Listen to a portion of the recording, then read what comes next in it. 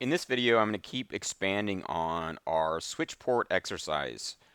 So we have VLANs in a static file, and we have a playbook that generates the diffs, and we could easily change the playbook to actually push the configs.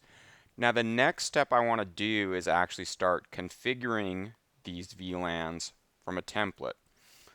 So I'll make my VLAN template. And I'm just going to start out by having those all in a single file. I'm going to go into my configs directory and actually copy this so I have a copy of it in case it gets overwritten.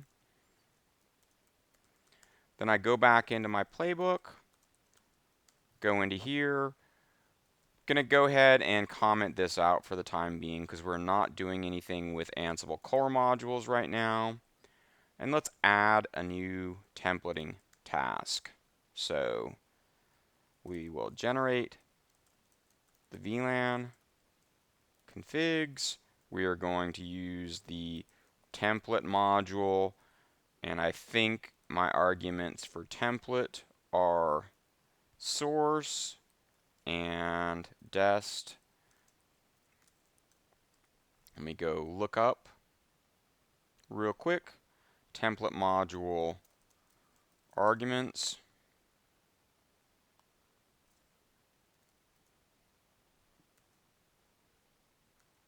Okay, so source, dest, look at an example. Okay, source, dest. Okay, and I'm going to actually copy that.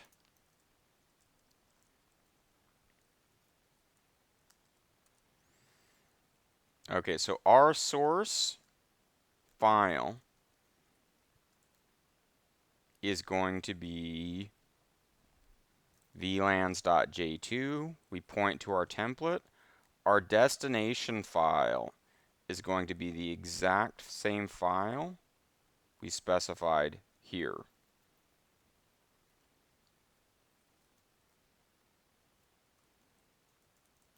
So it's going to be in the dest directory,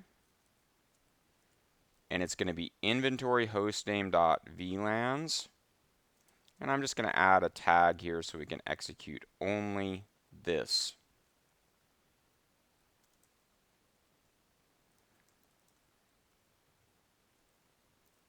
Okay, so let's go ahead and try to execute that.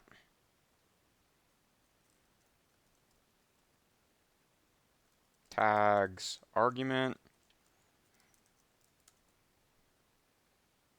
Now, notice what happened there. This came back all green, which shouldn't surprise us. So it's basically saying the information generated from my template is like exactly identical to what's in this file, in the output file. So if I go ahead and remove this output file, regenerate it, it'll recreate that just like that. And that shouldn't be a surprise because right now our template just has a static copy of this. Now, I don't want this in my template. I don't want it to be just a complete enumeration of all the VLANs. These things really should be inventory or should be variables in some way. So you really should be thinking about the things that change need to be in my inventory system or more generally in my variable system in some way. The things that stay the same could be hard-coded into the template or hard-coded in some other way, i.e. in the playbook, but the things that change need to be in my variable system. Now we have a question here. Are these VLANs going to be the same for all the Arista switches, or are they going to be changing, or are they some combination of both of those? Now to simplify this problem somewhat, I'm going to just say that the VLANs are the same for all the Arista switches. So I'm going to cd into group vars. I'm going to make an Arista VLANs.yaml file, copy these in here. Now I need in this YAML file variables. I don't need this to be hard-coded. So I need to create some sort of data structure. So I'll call this VLANs, and you might need to iterate on this data structure in practice. You try to come up with what you think is the most logical, then you experiment with it in your Jinja 2 template, and then you modify it. So I'll call this VLAN ID, and I'll add another field, VLAN name, and this name is green 700.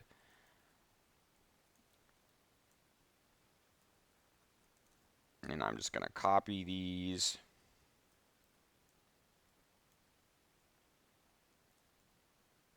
Till we have the right number.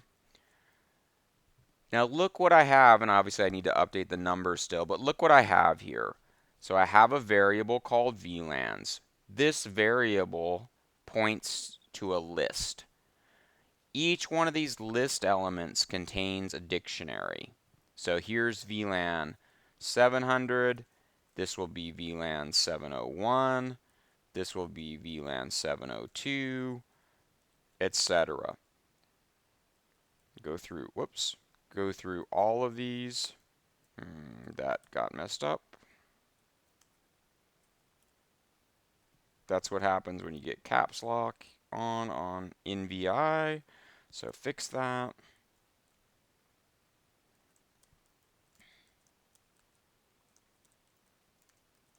Okay, get down to 706, which is our 7th. Get rid of this one.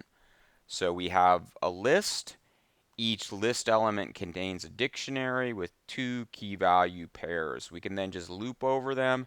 Each time we're going to get these pair of variables back, and then we can do something with them. Now I'm going to copy what this data structure looks like. I am going to go into our VLANs.j2. I'm going to copy what that looks like. Now we need to get rid of this and replace it with Jinja 2. So we're going to loop over this VLAN. So we'll say something like for VLAN, VLAN is going to be our looping variable. In this variable here, this is going to give us back a list. Now, I'm going to get rid of this just to simplify it. We could do it that way. That's perfectly valid, perfectly fine. We're going to get back each time our list element VLAN will be one of these. Now actually I'm going to undo and keep one of these. So now we need to recreate this. So we would say the text VLAN, we would reference our VLAN variable here, i.e. our looping variable. We're then going to say VLAN, and remember at this point VLAN equals that. First time through the loop, VLAN equals this. So this variable VLAN equals that. So then we want the VLAN ID. So we specify that key. We're going to get this value back.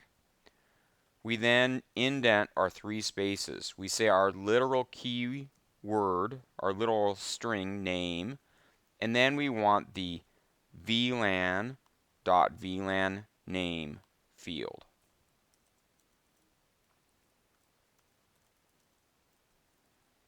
Get rid of that structure, and then we say end for loop.